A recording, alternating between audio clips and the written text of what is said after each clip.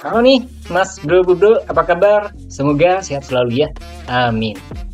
Masih di liputan Komputex 2023 nih. Konten kali ini Mang Udok mau ungkap beberapa produk terbaru dari ASRock. Merek yang pasti populer banget di negara kita. Apalagi buat urusan monitor atau motherboard. Monitor kalau nggak salah masih baru ya. Cuma ASRock sekarang nawarin lebih banyak opsi yang menarik buat diungkap.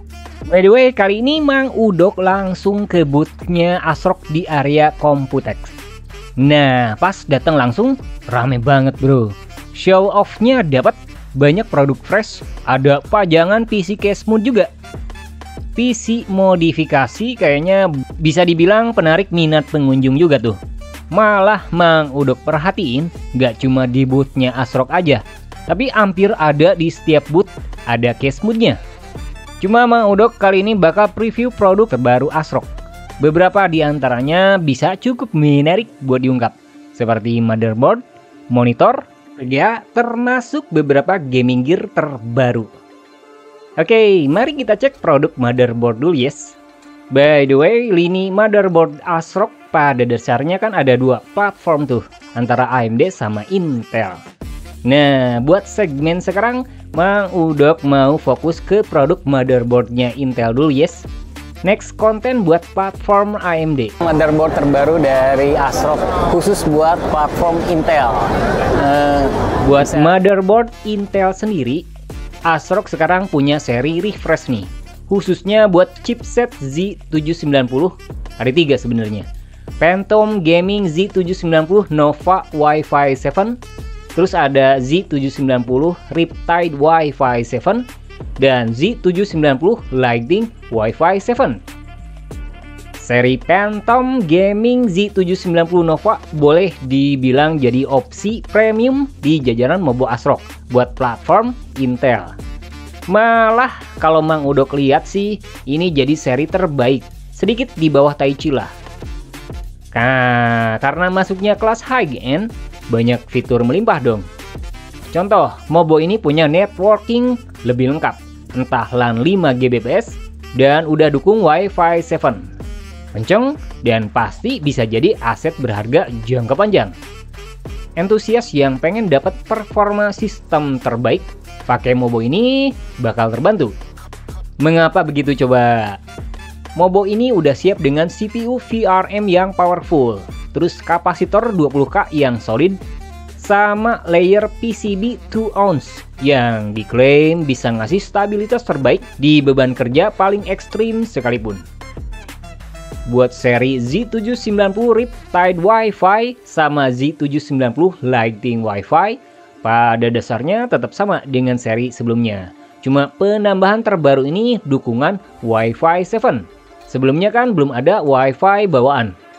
Nah, fitur terbaru lainnya itu kemudahan pasang SSD di slot utama M2, dimana ASRock sekarang bisa unjuk gigi dengan hadirnya desain heatsink tanpa baut. Jadi, pasang SSD di seri terbaru ini bakal lebih mudah dan gak ribet.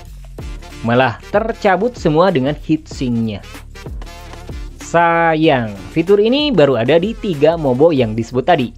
Tapi kedepannya ini bakal jadi fondasi perubahan Mobo ASRock terbaru di masa depan. Semoga ya. Terus ada Z790 Taichi Lite nih, seri yang mungkin punya harga lebih ramah dibanding Taichi Carrara atau versi original. Cuma Mobo ini masih punya fitur kelas atas, seperti VRM yang besar dan kemampuan overclocking yang tinggi.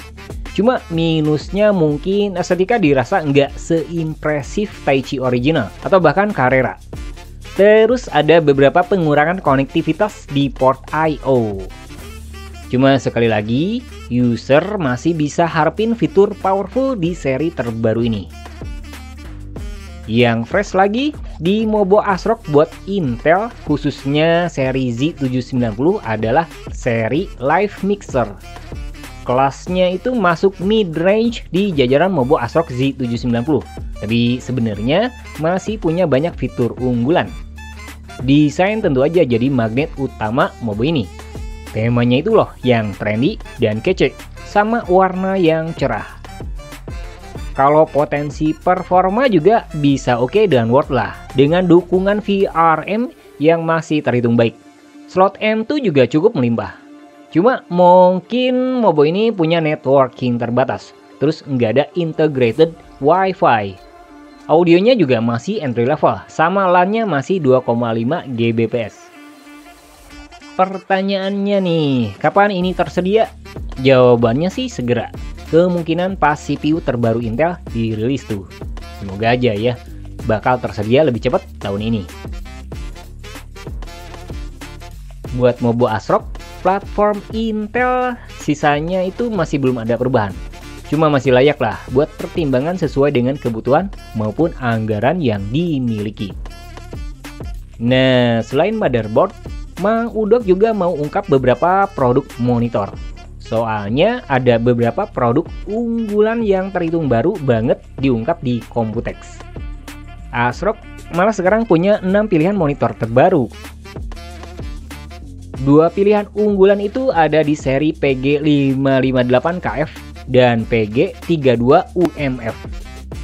PG558KF itu bisa jadi solusi terbesar dengan ukuran nyampe 55 inci dan resolusi nyampe 8K UHD dan udah ngedukung HDR 1000.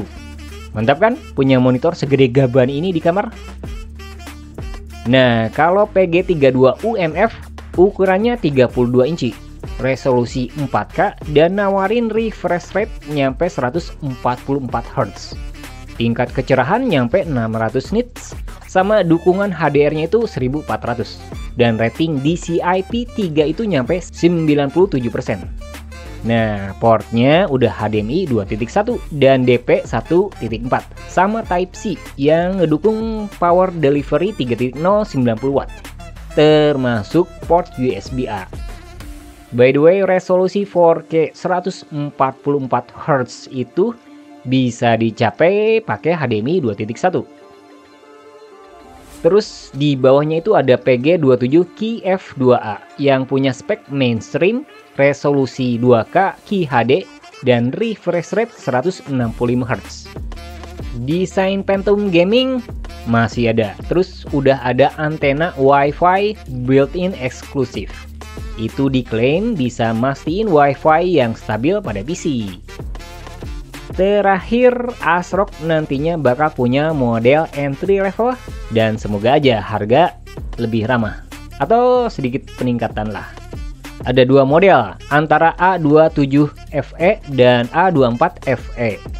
Monitor ini bakal dilengkapi dengan panel IPS resolusi Full HD. Refresh rate-nya itu 100 Hz dan dukung AMD FreeSync. Nah, rencananya monitor ini bakal dirilis pertengahan tahun ini. Oke, gimana menurut kalian? Tertarik dengan salah satu produk terbaru yang diungkap Mang Udok tadi? By the way, next konten Mang Udok bakal bahas motherboard buat platform AMD sama VGA-nya ya. Jadi ditunggu aja, nggak lama kok. So, itu dia liputan khusus Murdokrus di Computex kali ini. Semoga bermanfaat.